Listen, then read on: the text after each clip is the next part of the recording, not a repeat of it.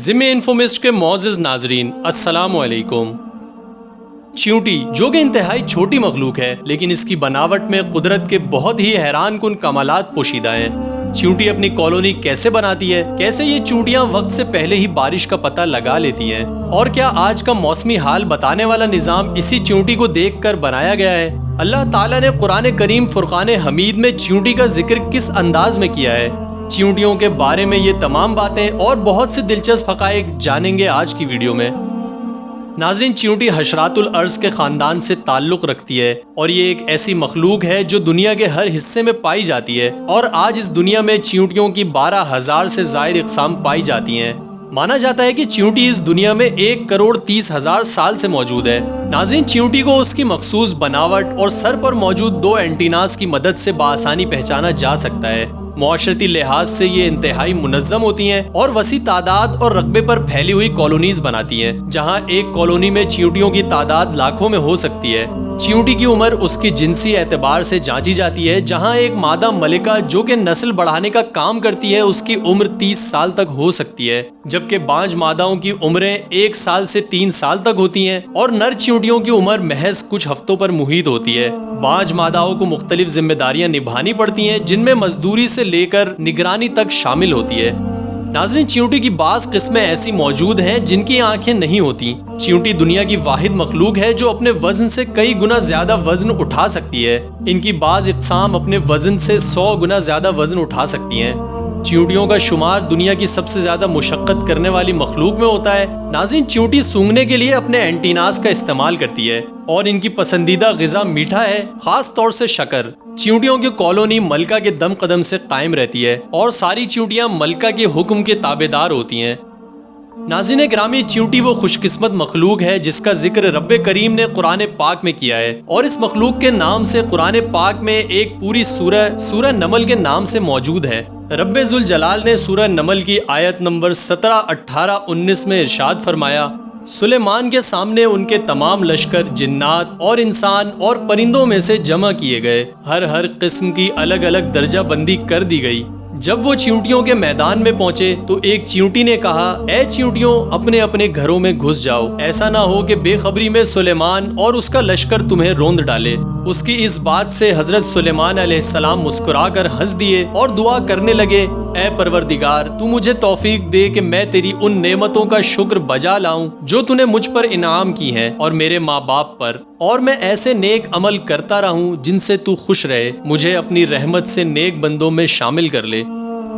ناظرین، اللہ سبحانہ و تعالیٰ نے چند جانوروں کو مخصوص صلاحیتیں عطا کی ہیں، جیسے زلزلہ یا طوفان آنے والا ہو تو گھوڑا اپنے کان گھمانے لگتا ہے، اسی طرح اگر بارش آنے والی ہو تو چیونٹیاں اپنا کھانا اکٹھا کر لیتی ہیں، اور اگر سیلاب کی صورتحال کا اندیشہ ہو تو اس جگہ سے ہجرت کر لیتی ہیں۔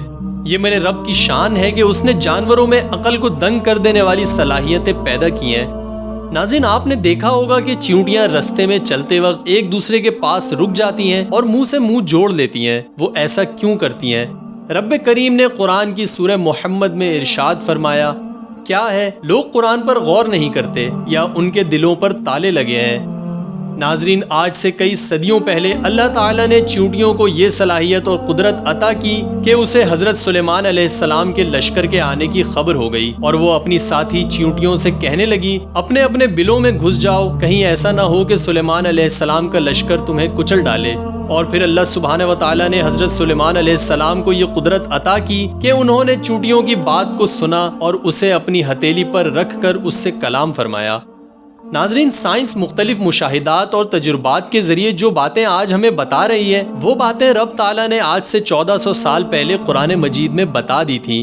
سائنس کے مطابق چیونٹیاں ایک بہت پیچیدہ نظام سے بات کرتی ہیں۔ آپ نے اکثر دیکھا ہوگا کہ چیونٹیاں رستے میں ایک دوسرے کے پاس رک جاتی ہیں اور منہ سے منہ جوڑ لیتی ہیں۔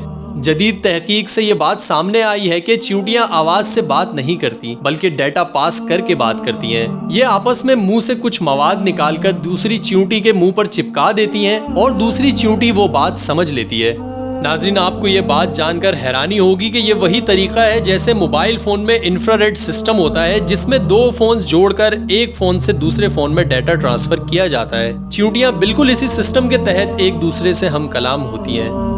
ناظرین گرامی، جیسا کہ ہم نے پہلے بتایا کہ چیونٹیاں بارش کا پتہ پہلے ہی لگا لیتی ہیں۔ آپ نے دیکھا ہوگا بارش سے پہلے چیونٹیاں اپنے بل کے گرد گول گول چکر لگانا شروع کر دیتی ہیں اور بل کے اوپر مٹی کے پہاڑ بنا لیتی ہیں تاکہ بارش کا پانی ان کے بلوں میں داخل نہ ہو سکے۔ چیونٹی میں قدرتی طور پر ایک سینسر موجود ہوتا ہے جسے ہائیڈروفولک کہتے ہیں۔ یہ سینسر ہوا میں نمی کے تناسب کو کیچ کرتا ہے اور جب ہوا میں نمی کا تناسب زیادہ ہو جاتا ہے تو یہ سینسر اسے محسوس کر کے دماغ تک پیغام پہنچاتا ہے کہ بارش ہونے والی ہے۔ لہٰذا چیونٹیاں بارش سے پہلے ہی اپنے کھانے پینے اور گھر کو بچانے کا انتظام کر لیتی ہیں۔ پوری دنیا میں موجود محکمہ موسمیات بھی اسی ٹیکنالوجی کا استعمال کرتا ہے اور ہوا میں نمی کا تناسب دیکھ کر بارش کے بارے میں پیشن گوئی کرتا ہے۔